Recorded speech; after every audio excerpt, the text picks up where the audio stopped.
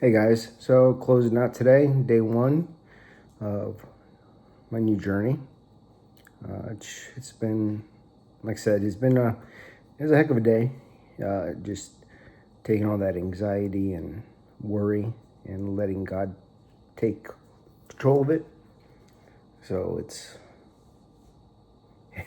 it's a good journey, I guess. We'll see where this goes, but you know, whenever I've tried everything on my own and it's never worked out, now I'm gonna try it this way to see what happens. And I'm glad you guys are gonna be a part of this.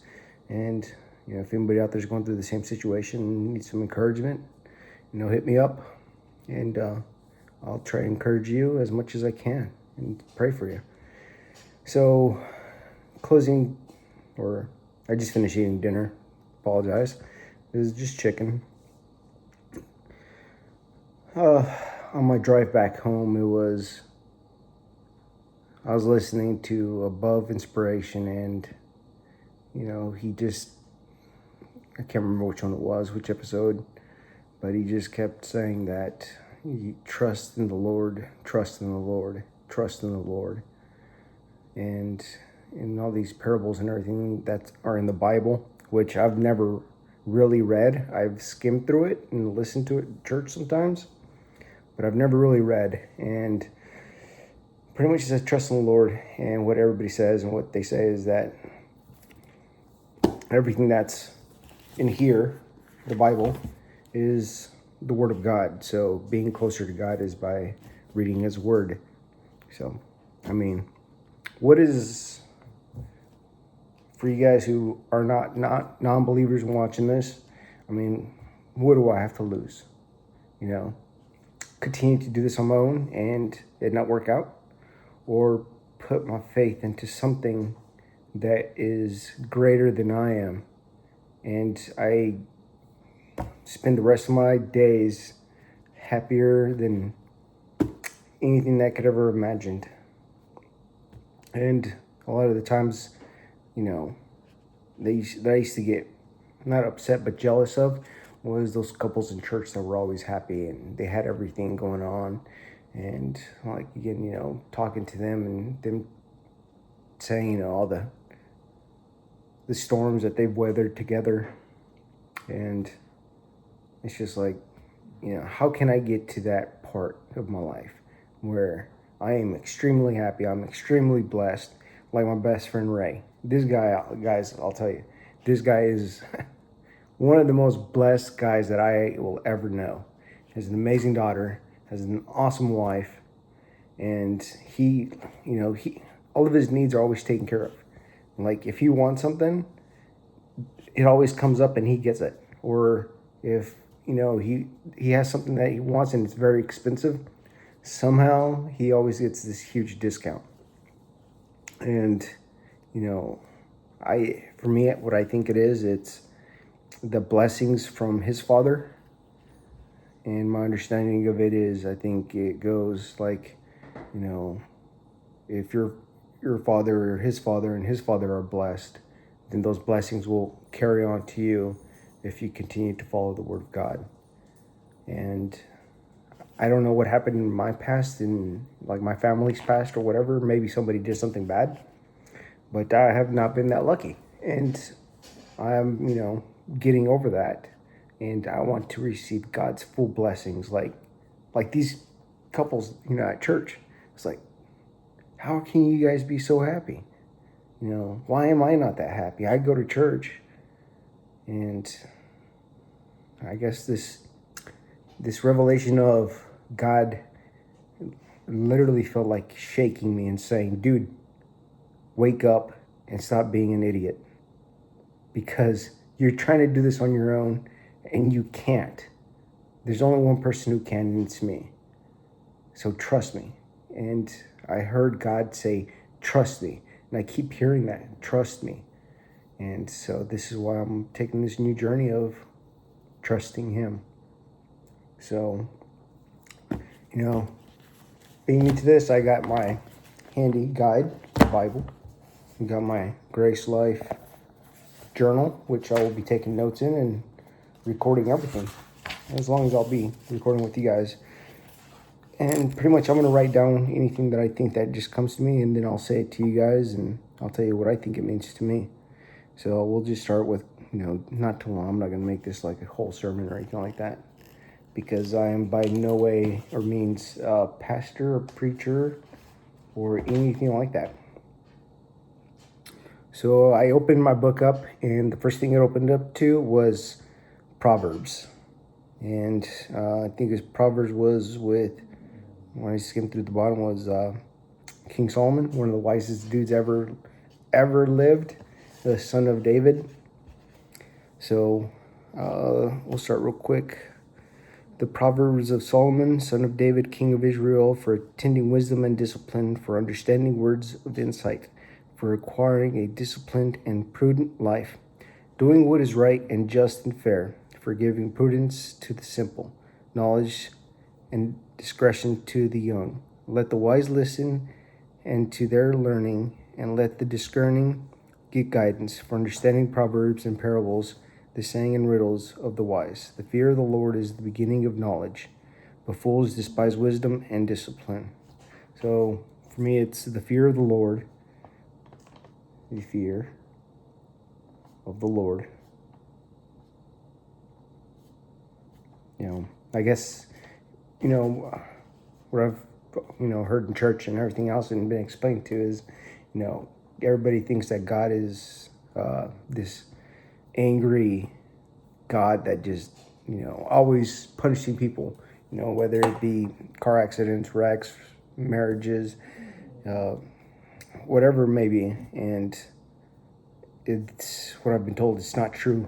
It's like God is merciful. He's loving.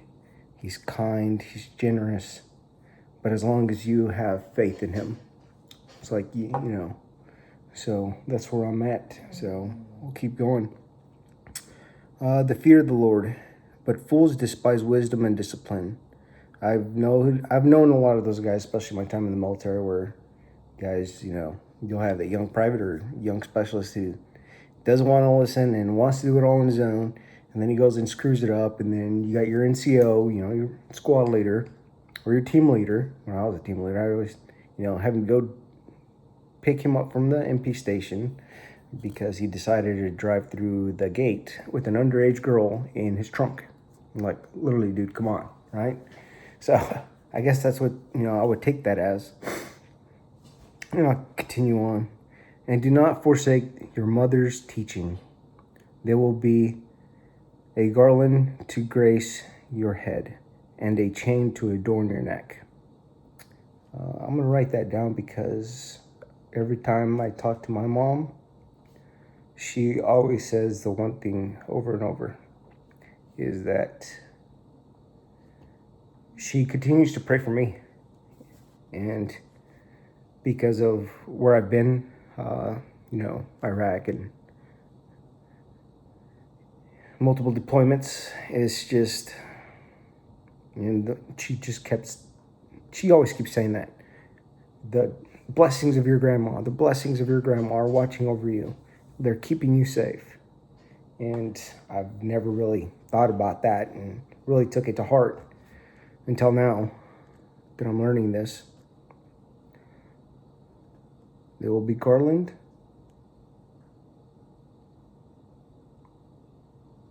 to grace your neck.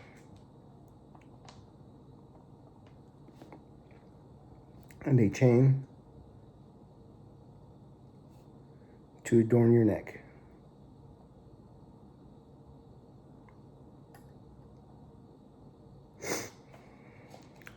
Cool. So what do you guys think? That's my taking of it, is that, our mom's always blessing us and telling us to be safe and worrying about us.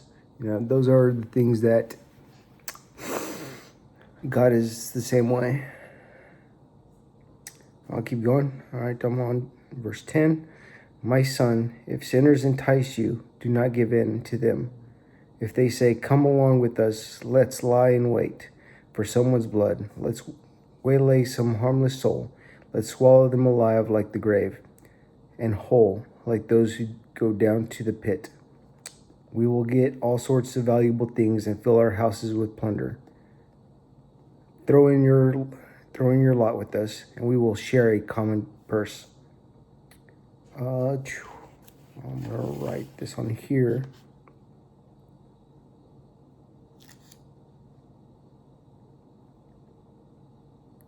So for me, quick story. My background is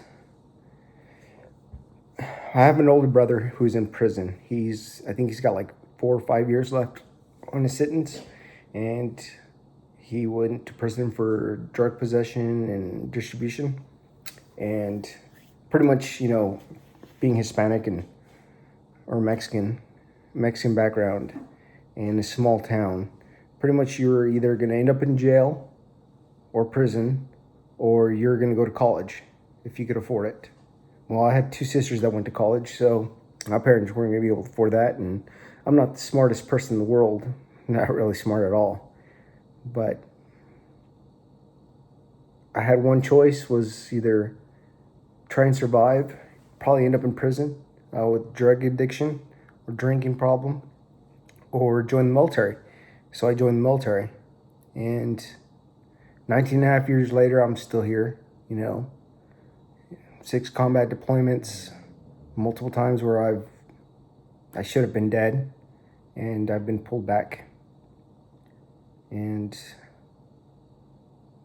going back to this verse is, it's hard on me because even in the military, you'll still find your crowds of guys who, go drinking, womanizing, partying, and just, it's crazy. It's pretty much like a big frat party all the time. And before I became a believer, that's where I was at. Not just a real believer. When I mean a real believer, it's something, I'll explain that later. But when I became a believer, I saw that, and I guess I just got wiser and older, and drinking like that, it hurts. So I just got lucky that I did get out of that situation, and unfortunately for my older brother, he did not, and he still shares some of that hurt and burden. And unfortunately, again, I got word a couple days ago that his daughter, Natasha, sorry about that, there's something that came up, something about network. His daughter, Natasha, is serving a life sentence now, which is insane because I think she has like 4 kids, 3 or 4 kids, something like that. And I was like, that's just nuts. If you hear growling, that's my dog wanting to get inside. My wife right now is in the master bedroom where she stays, or that's where that's going. But let me get back to this. And my son, do not go along with them. Do not set foot on their paths, for their feet rush into sin. They are swift to shed blood. How useless to spread a net in full view of the birds. These men lie in wait for their own blood. They waylay only themselves. Such is the end of all who go after ill-gotten gain. It takes away the lives of those who get in. And we've seen, like I said, to me, those verses right there is, whenever you do bad things, eventually it's going to catch up to you. Everybody knows that. And I don't want to be that. I want to rejoice in something greater than me, and grace and love, and just this astounding happiness of joy that I get from God, because I can't do it on my own. And I've realized that now. So we'll stop there, and we'll see how tomorrow goes. But for tonight, the plan is to do a little bit more reading and to spend at least 30 minutes meditating on what God is telling me. All right, guys, y'all have a good night. Thanks for watching. Again, if you're going through something, hit me up, let me know, and I'll pray for you. And pray for me, and let's keep this going. All right, guys, have a good night. Bye.